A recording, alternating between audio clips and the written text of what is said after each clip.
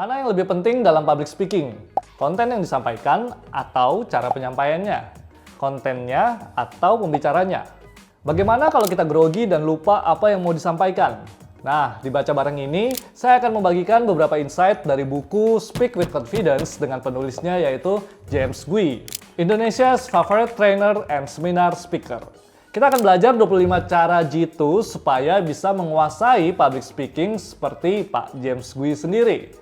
Welcome to Creators Mind.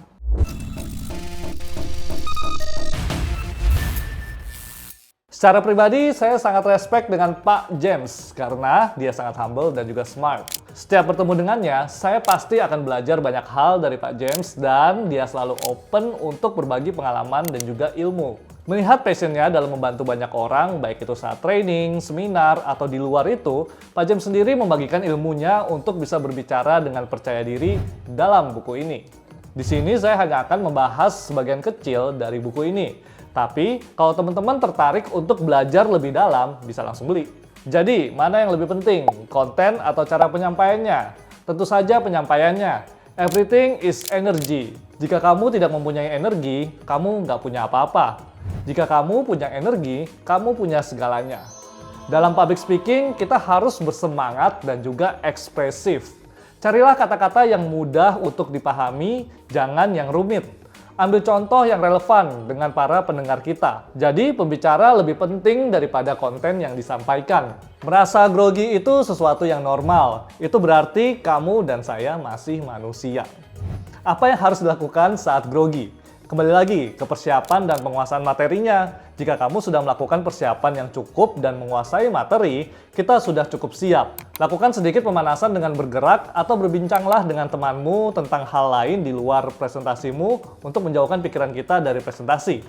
Jangan fokus pada isi presentasi kita, fokuslah kepada energi kita terlebih dahulu. Afirmasi diri bahwa kita akan menyampaikan presentasi dengan energi yang tinggi dan antusias. Kita percaya diri dan orang-orang akan menyukai kita. Ingat rahasianya? Energi. Kemudian bagaimana jika kamu salah berbicara ketika presentasi? You will not look stupid when you say the wrong thing, but you will look incompetent if you panic.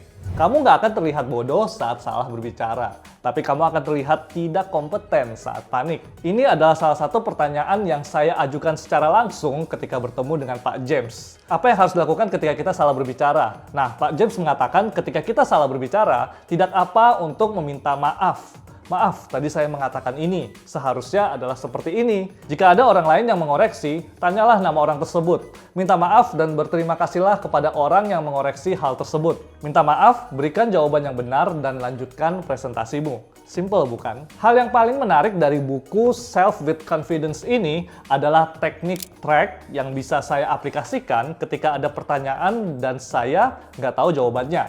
Apa itu track? T yang pertama adalah thank you. Berterima kasihlah kepada orang yang memberikan pertanyaan. Sebut nama dia. Kemudian yang kedua, repeat the question. Ulangi pertanyaannya. Ini menunjukkan bahwa pertanyaannya penting dan kita paham pertanyaannya. Orang lain yang tidak mendengar pertanyaannya juga bisa mendapat kesempatan untuk mendengarnya kembali. Ini juga memberikan waktu untuk kita supaya bisa memikirkan jawabannya. Kemudian A, answer the question. Katakan secara jujur bahwa kita belum tahu jawabannya. Kita akan cek jawabannya dengan yang lain dan kita akan menghubungi orang tersebut untuk memberikan jawabannya. Berikan perkiraan hari dan waktu kapan kita akan menghubungi orang tersebut. Dengan memberikan hari dan waktu, kredibilitas kita akan meningkat. Kita membuktikan bahwa kita serius ingin memberikan jawaban yang seharusnya. Kemudian kita juga bisa mengatakan bahwa saya mungkin tidak 100% tahu jawabannya, tapi pendapat saya adalah ini. Namun, saya akan memberikan jawaban yang seharusnya di hari apa dan jam berapa. Kemudian C, cek atau konfirmasi. Tanyakan kembali ke orang yang bertanya apakah kita sudah cukup memberikan jawabannya. Kemudian yang terakhir adalah thank you again. Berterima kasihlah kembali atas pertanyaannya. Itu dia beberapa cara jitu dari buku Speak with Confidence dari James Gui. Ini hanya sebagian kecil. Kamu bisa belajar lebih banyak lagi, mulai dari persiapan, PowerPoint seperti apa yang efektif, apa yang harus dilakukan ketika semua orang melihat atau nggak ada yang melihat. Atau mungkin bagaimana kalau kamu harus menyampaikan materi yang membosankan dan sangat teknikal. Terima kasih kepada Pak James yang sudah membagikan pengalaman dan ilmunya dalam buku yang sangat daging ini.